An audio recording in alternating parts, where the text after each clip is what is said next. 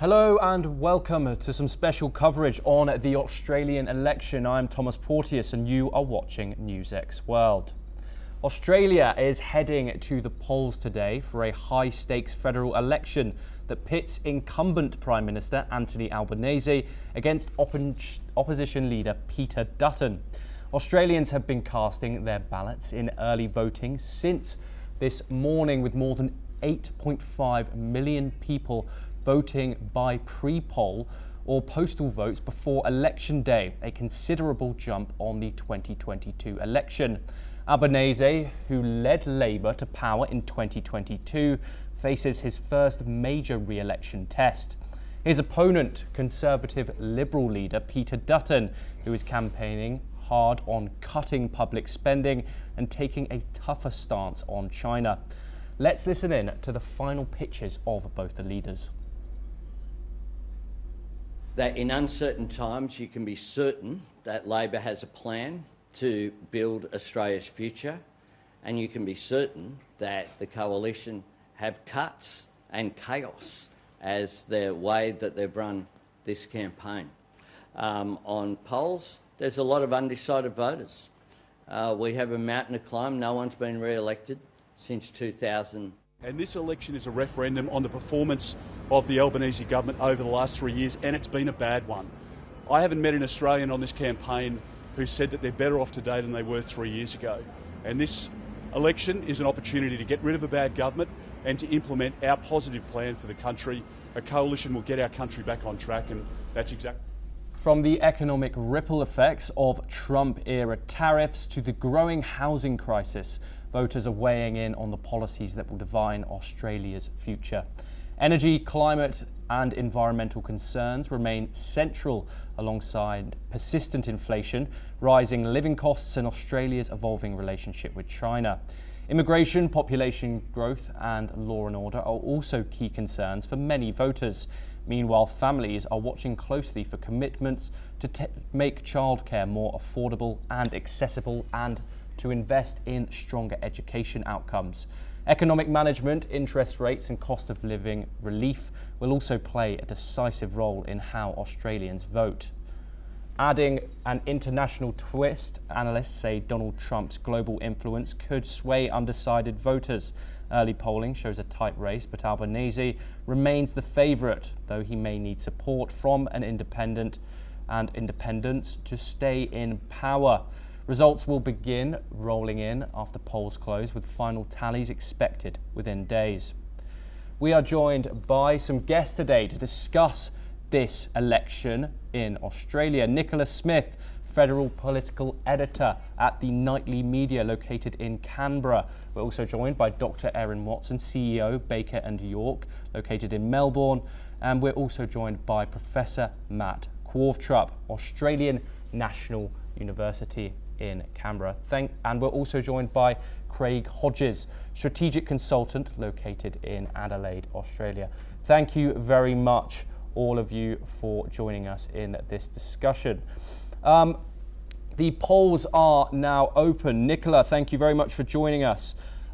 We have seen a record number of Australians voting before this election. What makes this election different to the others, and why have so many Australians decided to participate this time in particular?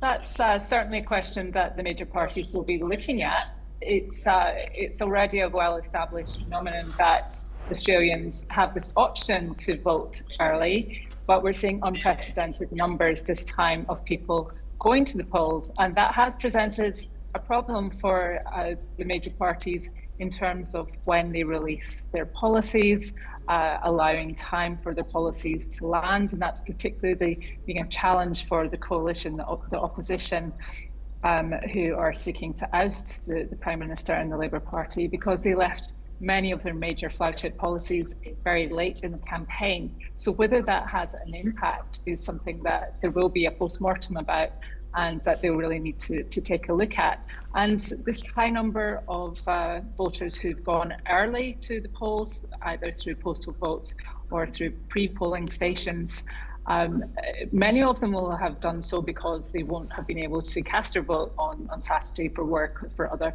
personal reasons. But we also have seen voters really turning off politics as well as they have been in many other democracies, and really disengaging with the major parties and what they have to say, and just not being interested anymore in what has been quite a flat campaign with a lack of bold ideas and big plans for the future.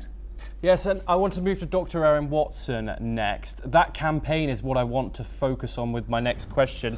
There are obviously two men at the centre of this, Anthony Albanese and Peter Dutton. How would you assess their different approaches to their campaign strategies? Yeah, it's a very good question. I mean, I think if you asked me 3 weeks ago, would Peter Dutton be the next Prime Minister, I probably would have said yes. Whereas, you know, just sort of 3 days ago, we started to, or even really a week ago, started to realise that might not actually be the case. As Nicola has already said, I mean, some of those policies that, you know, were presented quite late in the campaign really sort of fell flat, I'd say, from both sides. I think both approaches from both parties has been very much around band-aid solutions rather than broader structural reform when it comes to those key issues at the moment, which are, well, depending on where you are in Australia. So, you know, if you're sitting down here in Melbourne, you know, people are talking about cost of living, particularly in the big cities where there has just been huge population growth, which is quite different to if you're sitting on the west coast of Australia, where I was 2 weeks ago, where you have a much older population, and their things that they're interested in are Anthony Albanese's proposed unrealised capital gains tax, things like taxation on large vehicles and so on.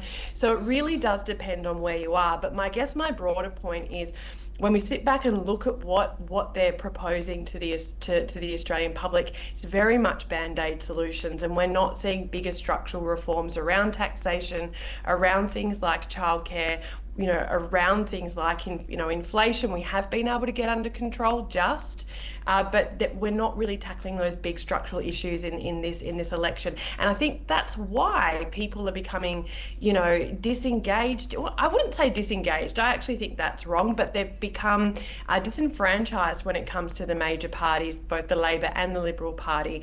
And you see such a huge shift towards the Teals and the other independent candidates and the minor parties as well.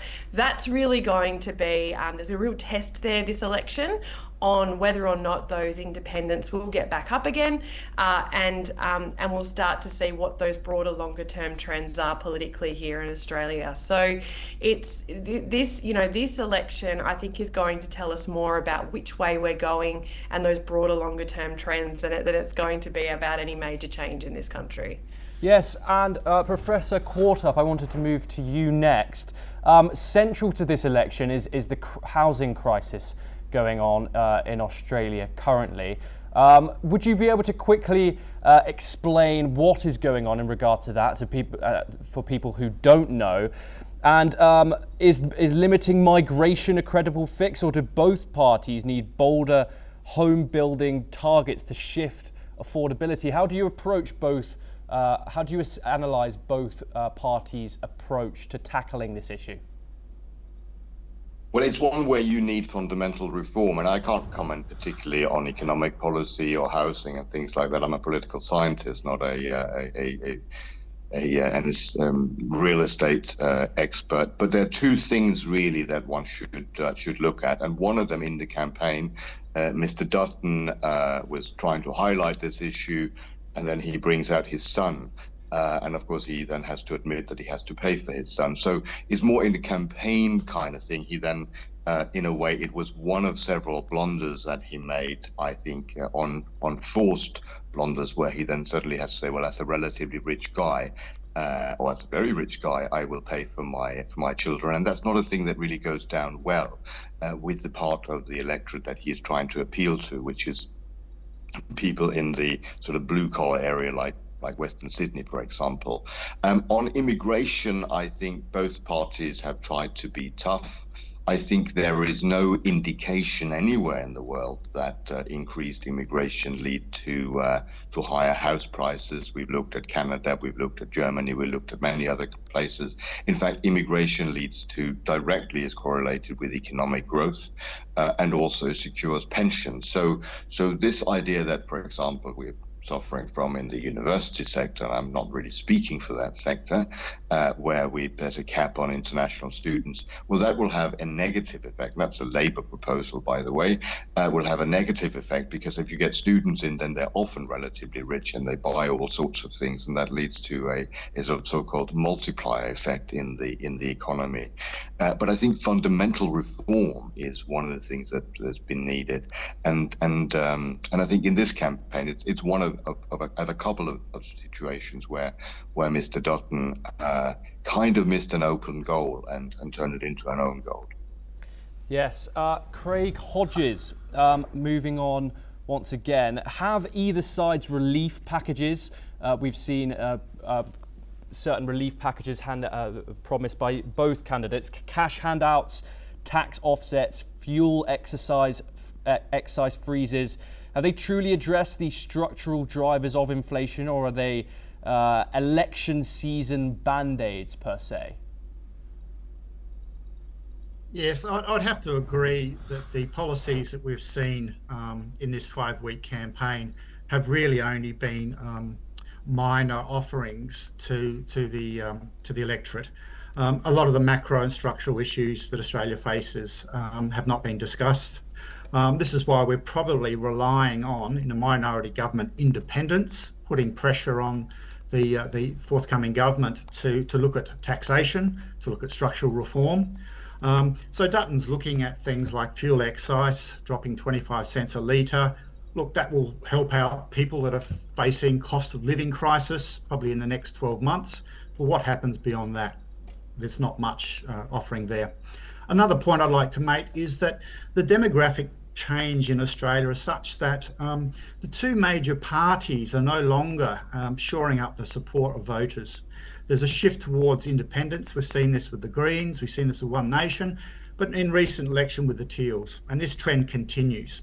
So the major parties are losing ground, and the heavy policy lifting is being left to the independents. And not only that, I think the two major parties, Thomas, are not in step with the younger demographic. We know that Australia's political debate has been overshadowed in recent weeks by Donald Trump. And I don't think that the parties have been getting their cut through of their message and appealing to the younger demographic, although there has been last-minute attempts to use social influencers, etc., to appeal to the younger voters. But overall, the trend is towards welcoming independent parties, and the Teals are a sign of that. And I think it's up to these new parties and these independents to discuss major structural reform. I want to bring in that one man that Craig has just mentioned. Obviously, we saw a major impact that he had on Canada's election. Nicola Smith, what kind of impact is the US president, even though he is thousands of miles away, impacting on this election? Is he a central talking point when it comes to voters? I think he has definitely loomed over the Australian elections. It's not as acute as the situation in Canada, which is bordering America and has some very different issues with the Trump administration and more pertinent issues.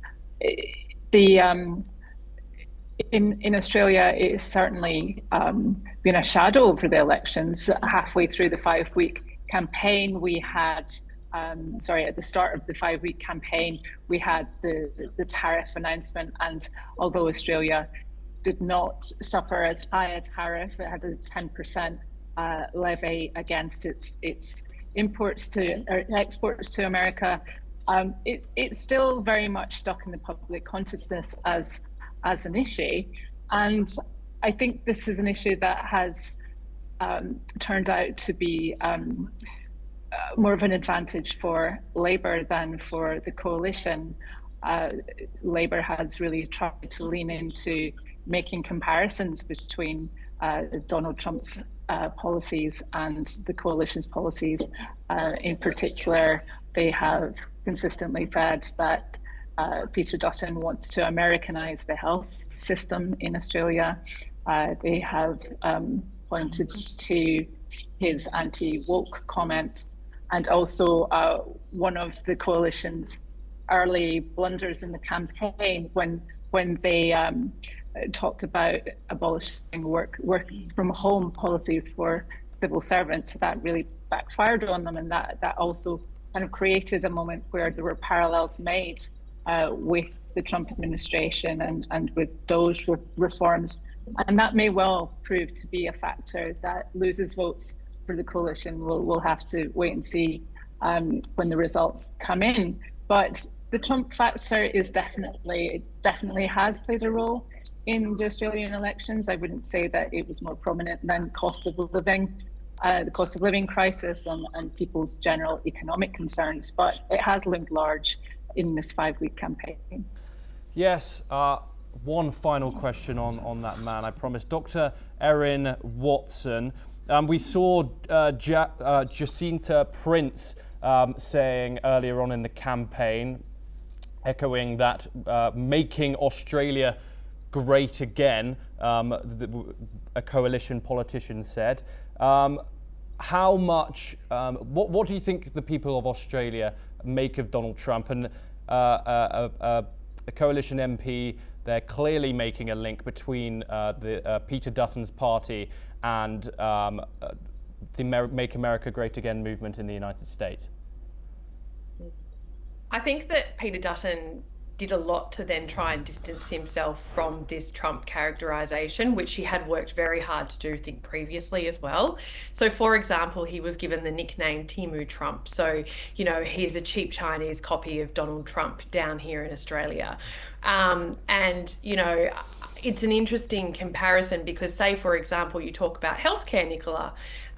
You know, it's a sort of a traditional thing for Labor to do, which is to say that the coalition will, you know, destroy Medicare and dismantle Medicare and head towards a more American healthcare system, which is just fundamentally untrue. I mean, the coalition did commit as well to, I think, match the Labor investment, so around $9 billion that they'd invest into Medicare as well. I think that Australia fundamentally is so different to the United States because we have some real pieces in our, I guess, system that are fundamentally Australian, like Medicare. You cannot come after Medicare whether you're, you know, if you're on the right. I mean, it's just not going to work politically. That's something that the Australian people really value. It is just such a core part of who we are as a country.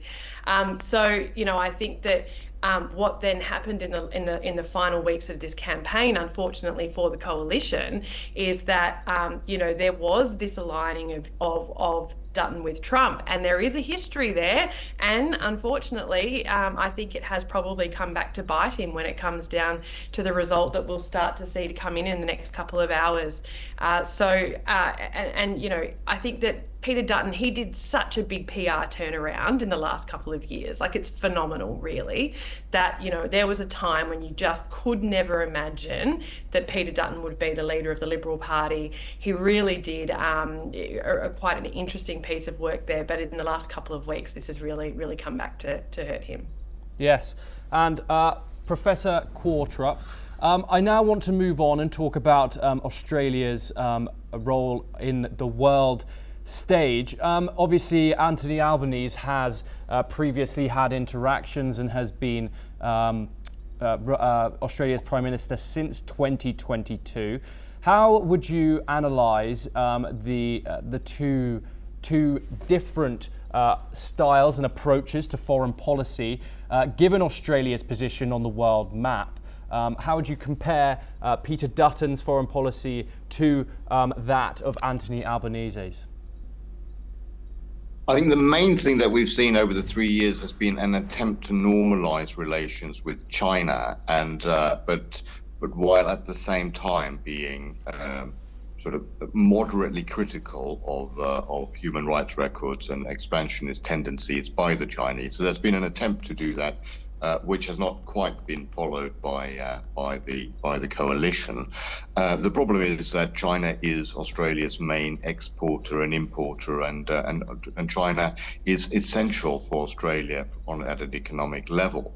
I think a lot of people fundamentally actually agree with the critical stance towards China, but also want to have their cake and eat it and have the economic benefits that go with having a good relationship with China.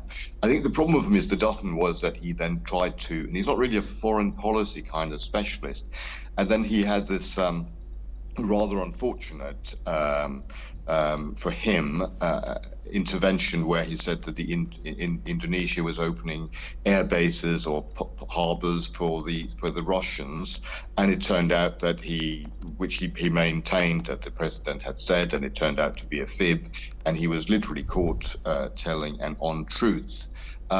And I think that completely dented his foreign policy credentials. It's another one of the sort of missteps that he'd made. So he actually had quite a lot going for him if he could have just steadied the ship. But he had this urge to feel that he had to say that thing about the Indonesians. And then, of course, that's a major neighbor, a major power that is very much in the neighborhood of Australia that you need to be friendly with, even if you might have concerns about them.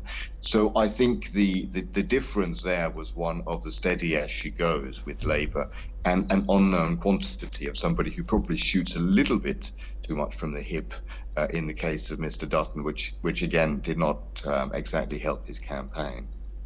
Yes, and Craig Hodges, I now want to focus on the two candidates in particular and their policies.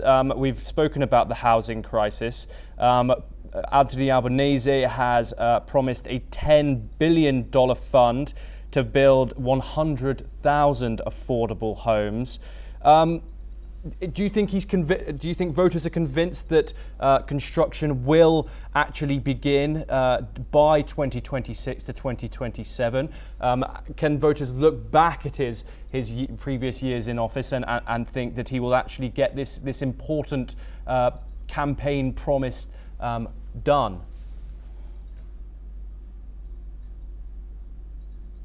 It's a very important question for the younger voters here in Australia. This has been a looming crisis, not in the last election, but over recent decades. They're facing a lot of structural headwinds. There's shortages in the labour force for people that can actually build homes. So there's a lot of retooling, re-education that's required. So exactly how that $10 billion is spent is going to be very, very important. Already in the first Albanese term, there was programs underway, but the Albanese government was ridiculed by Dutton and the coalition that the outcome after 3 years was 0 homes. So they really need to now start applying their policy and looking at structural reform, education, incentives for people to move into this sector. But then they're also facing the costs of materials, building materials. Look, inflation's still a major constraint. And now with tariffs complicating things, how will that influence materials that we are importing from other countries? So, look, I think the Albanese government's $10 billion is a big promise. How that translates in the coming years will be closely watched by a lot of people. I might add the Greens, the Australian Greens, have been very vocal. Max Mailer-Smith up in Queensland has been very vocal about alternative ways to tackle the housing crisis. And I think we need to broaden the debate and listen to a lot of these independent voices because I think there's more than one solution. $10 billion is a great start, but does it hold enough promise for the voters? I'm not convinced. Nicholas Smith, now moving on to Dutton, he has pledged government cuts, Elon Musk style government cuts to public spending. Economists have warned that such deep cuts could shave up to 1 percentage point off the GDP of Australia. What do you think the public's views are on that? What are your views on taking a character like Elon Musk policies in his stride? To be honest, I think the public will just be very confused by what the coalition's costings are, because the coalition only released their full costings on Thursday afternoon, and this was after millions of people had already voted, that they finally gave some clarity on how they would proceed with their economic policies, on where they were planning to make cuts. A lot of their policies have also been aspirational and pledges that they say they are aiming to achieve. When it comes to the cuts to public service, that has also been very confusing. There have been a number of U-turns on that particular policy. They have said that they want to cut 41,000 public servants. They later clarified that that would be through natural attrition. There was a confusing point at one stage in the campaign where they also said that voluntary redundancy could be part of that, and then walked back on that. So it's, when it comes to Doge style cuts, it looks like they have walked back on that. And just to come back to that comparison with the United States and the Trump administration, one turning point on that was even before the campaign, when there was this showdown with President Zelensky and President Trump and his Vice President J.D. Vance. And that was a real turning point for Australia as well. And so any comparison with the Trump administration became very toxic at that point. And I do think that has had an impact on the coalition's plans to make cuts to the civil service, which the government has also pointed out have many holes in the policy has many holes in it as well. It's not clear to anybody exactly how they're going to make savings, and that has not been explained adequately to the public. Yes, and finally, Dr. Erin Watson, I wanted to come to you. If no party wins outright, what policy concessions might T-style independents demand on integrity, climate or housing before offering supply and confidence?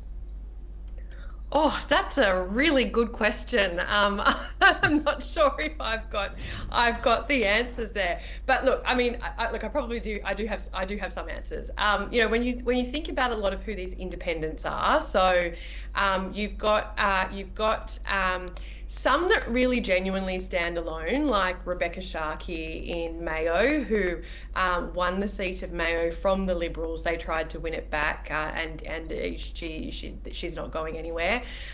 She to me sounds like I would actually say she's very, very independent.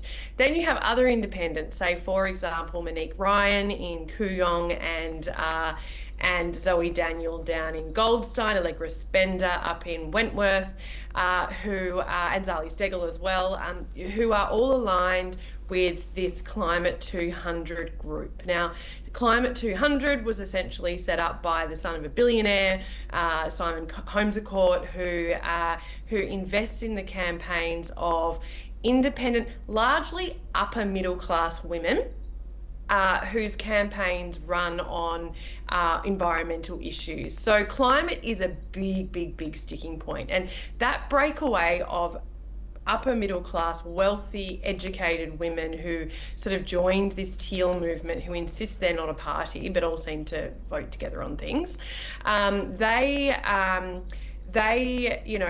kind of this breakaway who should have been in the Liberal Party. They are moderate, socially progressive women who are economically quite conservative, who represent business owners, doctors, lawyers, or who all live in their electorate, but they all care about things like climate. So what we'll see is any kind of negotiations will be down those lines with those kinds of candidates if they win back their seats. Now, Allegra Spender probably will. I think Monique Ryan's a little bit less known in terms of whether or not Amelia Hamer will be able to win back that blue ribbon seat of Kooyong.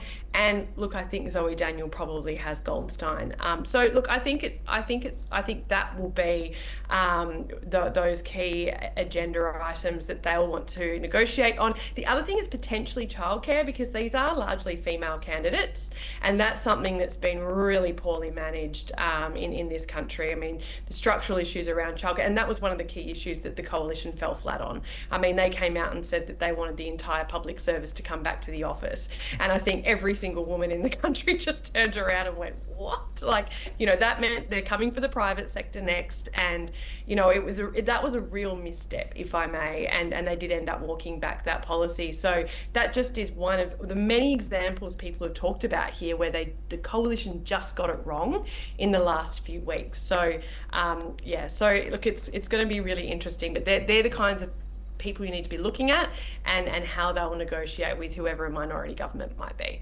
Yes. Thank you. That's all we have time for. I want to say a huge thank you to our guests, Nicola Smith, Dr. Erin Watson, Professor Matt Quartrup, and Craig Hodges. Thank you very much for joining us, and we will bring you all the updates from the election down under, and that is all we have time for, and we will bring you more international news updates. Thank you very much for joining us.